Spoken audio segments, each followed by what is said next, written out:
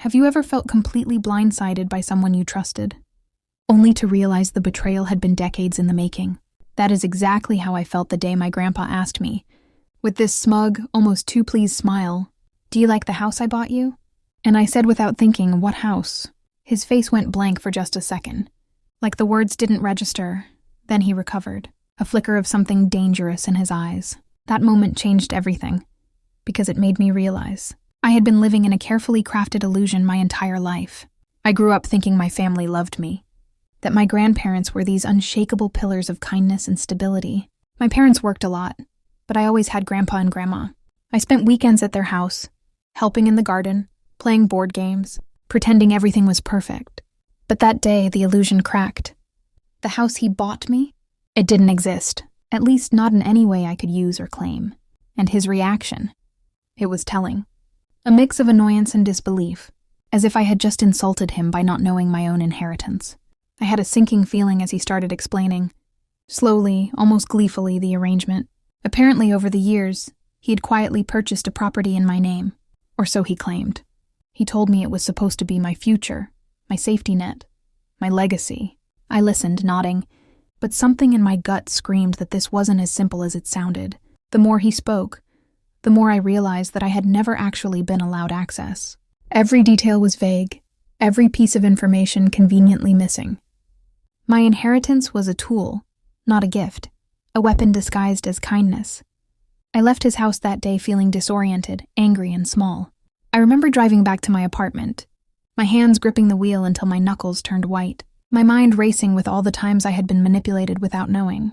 I realized with a mix of dread and clarity that my family had spent my entire life controlling me through these half-truths, dangling privileges and opportunities just out of reach, always keeping me dependent. And now I had to decide what to do next. The first step, I knew, was gathering information. I started digging. I called the bank, requested documents, and spent hours on the phone listening to people who didn't know who I was, who didn't care. Every answer raised more questions. The house? It existed, but the ownership was conditional, buried in layers of legalese designed to confuse anyone who wasn't a lawyer. Payments were being held in trust, and access was blocked by my grandpa and his lawyers. My so-called inheritance was nothing more than a cage, a reminder that they could control me whenever they wanted. Then came the calls from my parents. They started innocent enough. "We just wanted to make sure you are safe," my mom said, her voice sweet, almost tender. But I could hear the underlying tension. They were testing me, seeing if I had figured out the truth yet. I answered cautiously, offering small, vague responses. They didn't know I was already documenting everything, recording conversations, saving emails. I was no longer the child they could manipulate with guilt and charm. The next week, I confronted my grandpa in person. I went to the property, standing in front of it, feeling the cold wind on my face, my hands shaking with a mix of fear and determination. He arrived, smiling as if nothing had happened, but I could see the micro-expressions flicker, his eyes narrowing, a subtle twitch in his lips. "I see you have questions," he said, his tone deceptively calm. I stepped forward, voice steady. "I have questions, yes, and I need answers. Not stories, not illusions." He laughed softly, a sound meant to disarm me. "You are young," he said. "You do not understand how these things work. You are entitled to the house, but there are conditions. You cannot simply walk in and claim it." That was it. That was the admission I needed. I realized I had been trapped in their game for years, always thinking I was being given opportunities, when in reality, I had been kept under their control, my life dictated by their whims. That night I sat at my kitchen table thinking. I knew I could confront them all, try to fight legally, emotionally, financially. But I needed a plan. I could not let anger make me reckless.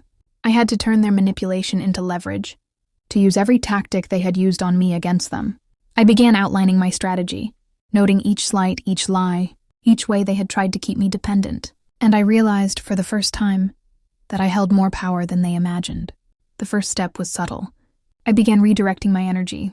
I paid off my debts, strengthened my professional network, built my financial independence. Every small victory felt like a quiet rebellion. My parents noticed the shift immediately. My grandpa, too, began to sense a change. The calm, compliant granddaughter they had controlled was becoming someone who could not be pushed or manipulated. They tried small tactics, gifts, flattery, subtle guilt, But I responded with boundaries, not emotion. I was no longer vulnerable. And then I discovered something else. While digging through old property records, I found a discrepancy in the trust documentation, a clause that had been buried, a technical error that could be challenged legally. I smiled quietly, realizing that their decades of manipulation had an Achilles heel, and I had found it. I could finally take control of what they had tried to control all my life. The next move required finesse. I began arranging meetings with lawyers, structuring my claims in a way that would be undeniable. I did not tell my family what I was doing. I observed them carefully, noting their reactions to my growing independence. Their once confident smiles began to falter. When I no longer deferred to them, when I no longer sought their approval, they had underestimated me for too long, and now the scales were shifting. It was not immediate. The process dragged on, filled with tension, subtle threats, and manipulation attempts. My grandpa tried to intimidate me during calls, using his tone, his wealth, his influence. My parents tried to guilt me with family sentiment, recalling the sacrifices they had made, the love they had shown. But I had trained myself for this. I remained calm, methodical, strategic. Every word, every move was calculated. I was playing their game, but by my rules now. And then the breakthrough came. My lawyer called me late one night, excitement in her voice. The clause I had discovered, combined with documentation errors, meant that I had a legitimate claim. The house, the property, the so-called gift that had been used to manipulate me for decades. It could be legally transferred to me without their interference. I felt a mix of triumph and vindication, but also a deep, strange sadness. All those years, wasted, spent under the illusion of their control. But finally the power was mine. When I informed my grandpa, his reaction was priceless. His smug smile faltered. And for the first time, I saw real fear. He tried to argue, to negotiate, but it was too late. I had done my homework. I had turned every manipulation, every lie, every half-truth against him. I had become untouchable, not because of anger or vengeance, but because of preparation, strategy, and patience. By the time I walked through the front door of that house, keys in hand, I felt a sense of liberation I had never experienced before. It was not just about the property. It was about reclaiming my life, my autonomy, and my dignity. My family had tried to define me, control me, and dictate my future. But I had rewritten the narrative. And standing in that empty living room, knowing I had won not with confrontation, but with cunning and resilience, I realized I had become more than I ever thought I could be. The story was far from over, though. I knew the subtle revenge would continue, letting them understand that their control was gone, that their attempts to guilt or manipulate me would fail. And I was ready. I had learned the hard way that power is quiet, patience is lethal, and self-respect is the ultimate weapon. And in that quiet victory, I promised myself that no one would ever dictate my worth again. Not a parent, not a grandparent, not even a lifetime of carefully crafted illusions. I had taken back everything, and the feeling was intoxicating, haunting and unforgettable. The first few days in the house were surreal. Every corner, every room, every creak in the floorboards reminded me that this was finally mine. Not just physically, but emotionally, mentally. I could move freely without the weight of their judgment, without the constant reminder that my worth had been tied to their approval. I remember standing in the kitchen, running my fingers over the counter, and realizing for the first time in decades that I was fully, completely free. But freedom is not without consequence. My family was already reeling from the shift, though they tried to mask it. My grandpa called, his voice tight, controlled, but failing to hide the frustration beneath. "You should be grateful," he said. I listened quietly, a small smile playing on my lips. "I am," I replied evenly. "Grateful that I finally understand everything. Grateful that I can make my own decisions.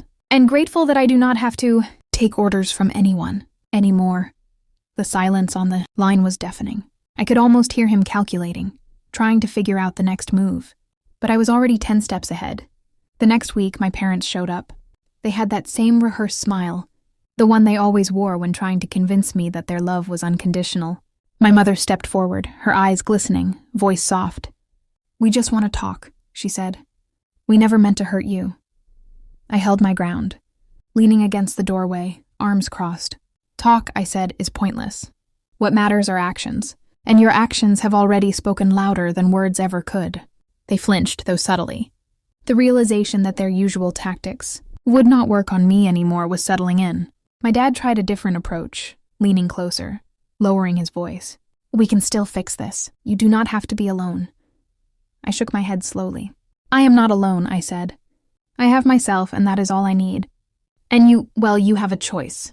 Either you respect my boundaries, or you stay out of my life entirely." That day, I understood the real power I had gained. It was not in the house, not in the legal victory. It was in the quiet, undeniable strength of independence, the ability to say no, the ability to walk away from people who had defined me for decades and refuse to let them back in unless they changed. I realized that my calm revenge was not loud or violent. It was life lived on my terms, a constant reminder that control had shifted irrevocably. I began documenting everything in detail. Phone calls, emails, interactions, everything. I knew that my family might not forgive easily, and I wanted proof of every manipulation, every attempt to sway me. My lawyer advised me to keep meticulous records. It felt cathartic, almost ritualistic, writing down the insults, the guilt trips, the veiled threats. It was my way of taking back the narrative, piece by piece, word by word. And then the subtle games began. My grandpa tried to intimidate me through indirect channels, letters, legal notices, even a few whispered phone calls meant to unsettle me. I let each one slide, recording, analyzing, and responding only when necessary. Always calm, always deliberate. He expected me to react emotionally, to make mistakes. But I had learned their patterns, understood the subtle triggers they used, and I refused to fall into their trap. My parents, meanwhile, escalated the emotional tactics. My mother sent long texts filled with guilt and half-truths, claiming that I was tearing the family apart. My father called repeatedly, offering help and guidance, clearly hoping I would take the bait. But I had stopped seeing their words as love. I saw manipulation, and I refused to engage. Instead, I crafted my own subtle revenge, ignoring the calls, responding with calm, measured messages, letting the silence do the work. Every unanswered text, every unreturned call, became a mirror reflecting their behavior back at them. And then, the ultimate test came. My family threw a gathering, a family dinner, something lavish, something they assumed I would be excluded from as usual. I got the invitation, and instead of ignoring it, I went. I walked in, composed, dressed sharply, projecting calm confidence. Their jaws dropped. They had expected anger, tears, humiliation. Instead, I brought serenity and quiet authority. I was untouchable, and they knew it.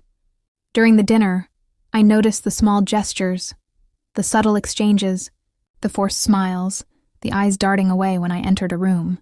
My sister tried to whisper something to my mother, probably some snide remark about me, but I caught it.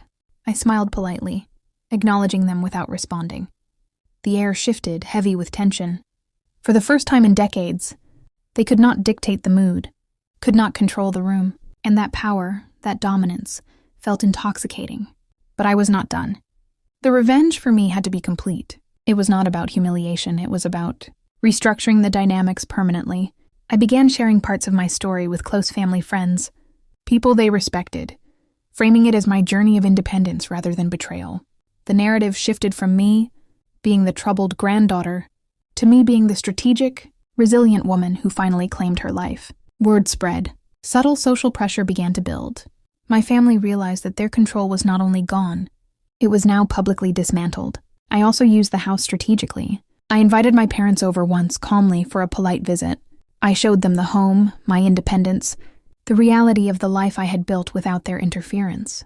I could see the frustration growing with each corner they explored, each space they could not manipulate.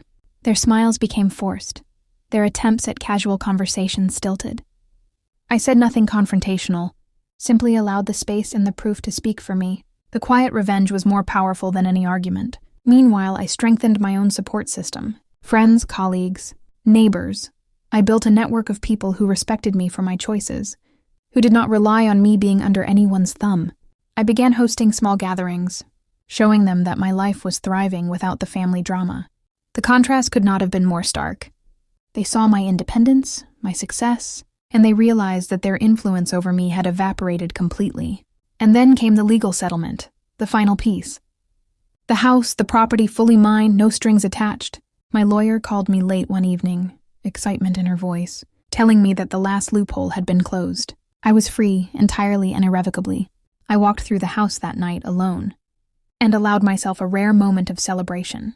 But alongside the triumph, there was reflection, a quiet acknowledgement of the years lost to manipulation, the trust broken, the emotional wounds inflicted. It was then that I realized the true power of revenge. It was not in confrontation or anger, but in strategy, patience, and resilience. It was in quietly reclaiming autonomy, systematically dismantling the mechanisms of control, and showing, without words, that the old rules no longer applied. I had transformed the dynamic entirely, and I did it without shouting, without public shaming, without losing myself to bitterness. The revenge was complete because it was subtle, lasting, and undeniable. Months later, when my family tried to reach out again, to reinsert themselves into my life, I was ready. I responded calmly, politely, but firmly. Boundaries were established. Respect had to be earned, not assumed. And the most important thing, I knew I would never again allow myself to be manipulated. Every interaction was now on my terms. And the lesson was clear. Power is quiet. Patience is lethal, and self-respect is the ultimate victory. Looking back now, I can see the entire journey for what it was. A test of resilience, a game of psychological endurance, and a long, slow dismantling of the structures that had confined me. My grandpa, my parents, even my sister, they learned finally that their control could not last forever. I had reclaimed everything, my autonomy, my dignity, my life, and the sense of liberation is hauntingly beautiful. The final realization is this: revenge is not about vengeance in the traditional sense. It is about reclaiming your life, setting boundaries, and ensuring that those who sought to control you understand that their power is gone. It is quiet, it is methodical, and it is unforgettable. As I stand in the house, keys in my hand, looking out at the life I have built for myself, I know one thing for certain: I will never again allow anyone to define my worth. And that, in the end, is the most devastating truth for them, and the most satisfying victory for me.